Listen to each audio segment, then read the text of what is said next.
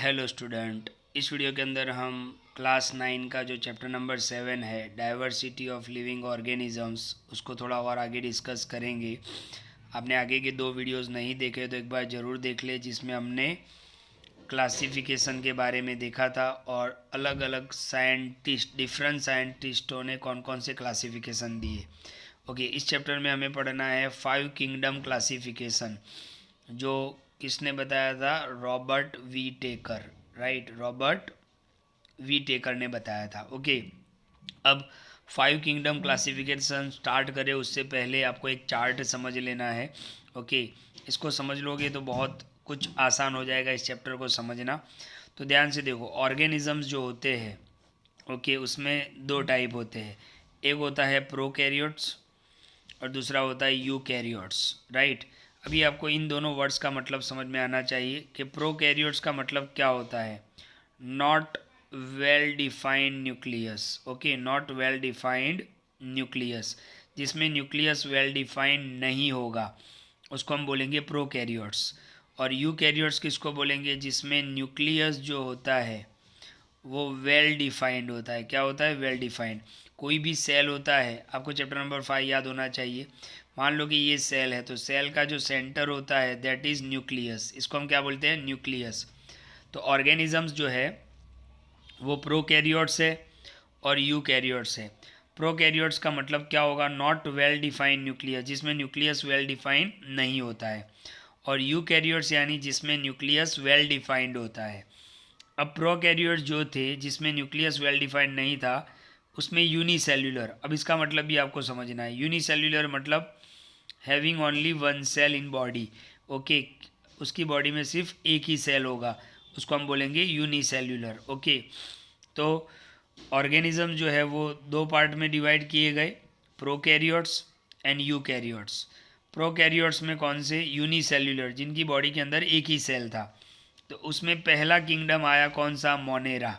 Okay, यानी इस Monera के अंदर बैक्टीरिया और वो आएंगे जो यूनिसेल्युलर होते हैं और प्रोकैरियोट्स यानी वेल डिफाइंड न्यूक्लियस नहीं होता है और एक ही सेल होता है, that is Monera. Okay, eukaryotes के अंदर दो पार्ट आ गए। ओके, यूकैरियोट्स में देखो न्यूक्लियस वेल डिफाइन हुआ तो उसमें यूनिसेल्युलर आया यानी हैविंग ओनली वन सेल, और दूसरा क्या आया? Multi cellular. अब यूकैरियोट्स में जो यूनिसेल्युलर थे उसमें सेकेंड किंगडम आया कौन सा? प्रोटिस्टा। देखो, हमें 5 किंगडम पढ़ने हैं।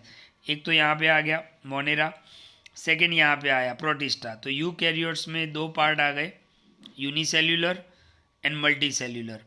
यूनिसेल्युलर में क्या आया? प्रोटिस्टा आया। ओके, ये सेकेंड किंगडम है। मल्टी सेल्युलर के यहाँ पे दो पार्ट हो गए। जो मल्टी सेल्युलर थे यानी जिनकी बॉडी के अंदर बहुत सारे सेल्स थे उनको मल्टी सेल्युलर बोलते हैं। तो उनके दो पार्ट आ गए, with cell wall and without cell wall. Okay, अब ये विथ सेल वॉल जो थे जिनकी बॉडी के अंदर बहुत सारे सेल्स थे और सेल वॉल भी था, उसमें दो टाइप आए। एक जो फोटोसिंथेसिस नहीं कर सकते हैं और एक जो फोटोसिंथेसिस कर सकते हैं।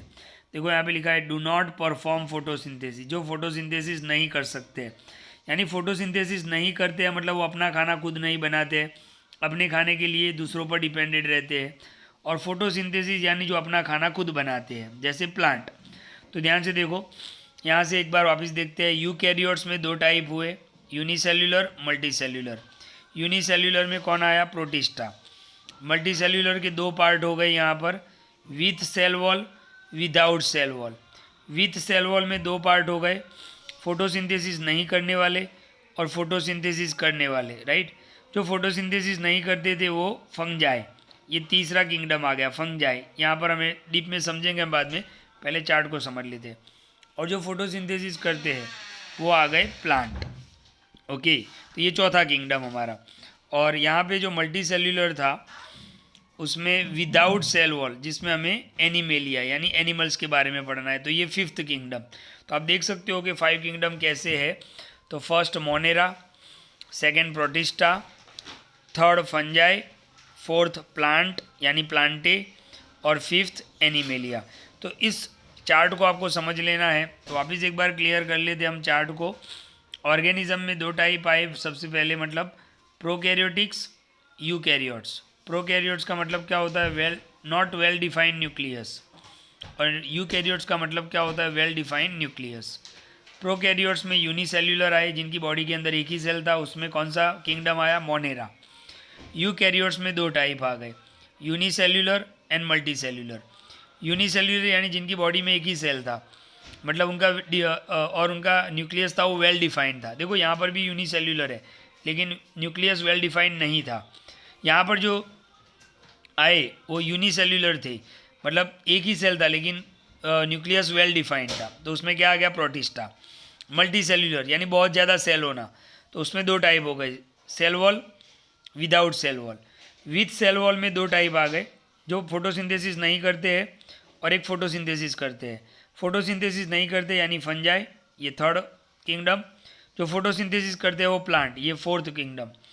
और विदाउट सेल वॉल में एनिमेलिया। ओके, तो ये चार्ट समझना बहुत ज़रूरी है।